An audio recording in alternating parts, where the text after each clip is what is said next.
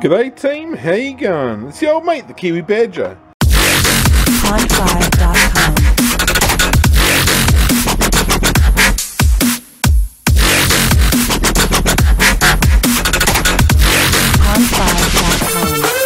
Hey, day two of the project, and yeah, it's just doing a bit of a tidy up as I talk.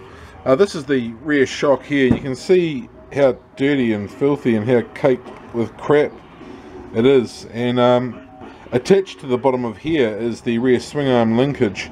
And just as a bit of a test, I guess, I've just cleaned with a wire brush and degreaser and then buffed it to have it turn out like this, and I'm pretty bloody happy actually.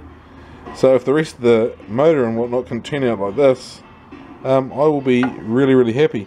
So I've ordered a bearing kit, and it replaces this large bearing here, so that the shock can move backwards and forwards. So I've got a large bearing set coming which replaces all of the rear swing arm bushes and bearings and seals, so that's on its way. But I'm really impressed with how shiny this has turned out. You can still see there's still got a little bit of pitting in there, but I'm really not too worried. I mean, the bike's nearly 20 years old, so, and it's a farm bike, so it's really stood the test of time. So yeah, I'm gonna have a go at the shock next. So here's the before. Okay, and what I'll probably end up doing is painting this coil red. I'll probably end up painting it red. I'm not sure. If it's going to be too much trouble getting these nuts off and getting the spring back on, I really won't bother, but I'm definitely going to give this a clean up. So this is the before shot.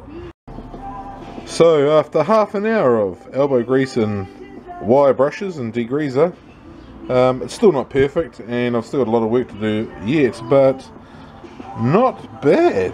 It's come up really well actually. Some of that chrome was in pretty good nick underneath that, all that dirt and grease.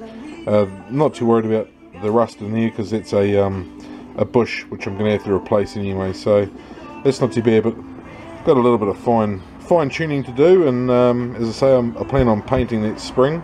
What colour, I don't know. Moving on to the carburetor now, and I'll probably wait till I buy a sandblaster for this.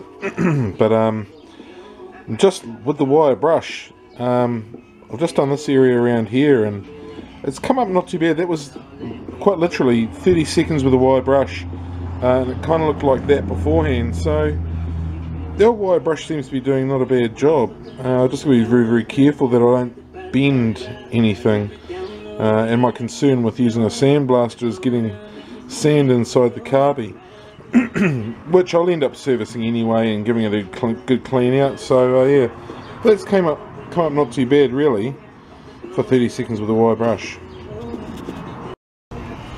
Here's the rear brake assembly. I haven't finished it, I've only sort of halfway done it, but yeah, it's coming out really well.